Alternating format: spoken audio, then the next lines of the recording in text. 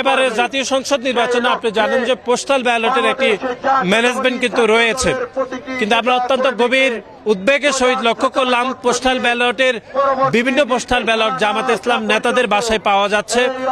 এটি আমাদেরকে মনে করে দিচ্ছে 2018 সালের নির্বাচনের কথা, যে 18 সালের নির্বাচনের আমরা দেখতাম ব্যালট ভোটের আগের রাতে আওয়ামী লীগের নেতাকর্মীদের বাসায় পাওয়া যেত। সুতরাং আমরা মনে করি এটি অত্যন্ত উদ্বেগের এবং একই সাথে সংশয়ের।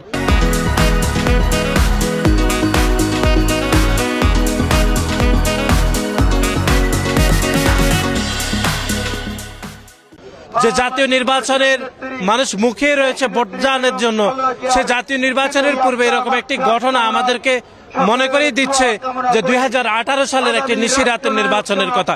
এটি একটি বিষয়। দ্বিতীয় হচ্ছে, আমরা দেখলাম যে নির্বাচন কমিশন কোনো সিদ্ধান্ত গ্রহণ করলে সেই সিদ্ধান্তকে উল্টিয়ে দিচ্ছে একটি বিশেষ রাজনৈতিক গোষ্ঠী। তারা এসে নির্বাচন কমিশনের সামনে কোন ধরনের সামান্য মব তৈরি করলে নির্বাচন কমিশন সেই সিদ্ধান্তকে পরিবর্তন করে যে বিশেষ রাজনৈতিক গোষ্ঠীর চাপে পড়ে তাদের সিদ্ধান্তকে বাস্তবায়ন করছে, এটি আমরা গত কয়েক মাস ধরে লক্ষ্য করছি।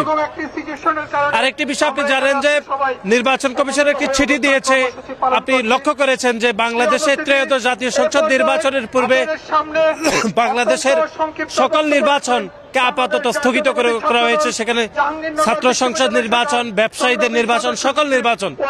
কিন্তু আমরা দেখলাম যে একটি বিশেষ রাজনৈতিক গোষ্ঠী এসে নির্বাচন কমিশনের সামনে তারা আলাপ আলোচনা করলো, আর এমনিতে নির্বাচন কমিশন তাদের সিদ্ধান্তটি পুনর্বিবেচনা করে আগের সিদ্ধান্তটি তারা পুনর্বহাল করলো। তাহলে এরকম যদি চলতে থাকে তাহলে আমরা দেখব জাতীয় সংসদ নির্বাচনের সময় কোন সিদ্ধান্ত যদি নির্বাচন কমিশন গ্রহণ করে, তারপরে আমরা দেখলাম সেই বিশেষ রাজনৈতিক গোষ্ঠী যদি তাদেরকে মব তৈরি করে চাপ দেয়, তাহলে তাদের সিদ্ধান্ত পরিবর্তন করে সেই বিশেষ রাজনৈতিক গোষ্ঠীর সিদ্ধান্ত বাস্তবায়ন করবে। এটি আমরা মনে করি অত্যন্ত উদ্বেগের এবং একই সাথে শঙ্কা তৈরি করবে। এই তিনটি কারণে বাংলাদেশ জাতীয়তাবাদী ছাত্রদল অত্যন্ত শান্তিপূর্ণভাবে অবস্থান কর্মসূচি পালন করছে। আপনাকে ধন্যবাদ। এখনো পর্যন্ত আমরা যাইনি, ইসির কোনো প্রতিনিধিও আমাদের সাথে আসেনি। আমরা অত্যন্ত শান্তিপূর্ণ কর্মসূচি পালন করছি। না, আমরা আলটিমেটাম না, আপনাদের মাধ্যমে আমরা আমাদের অবস্থান কর্মসূচি জানাচ্ছি।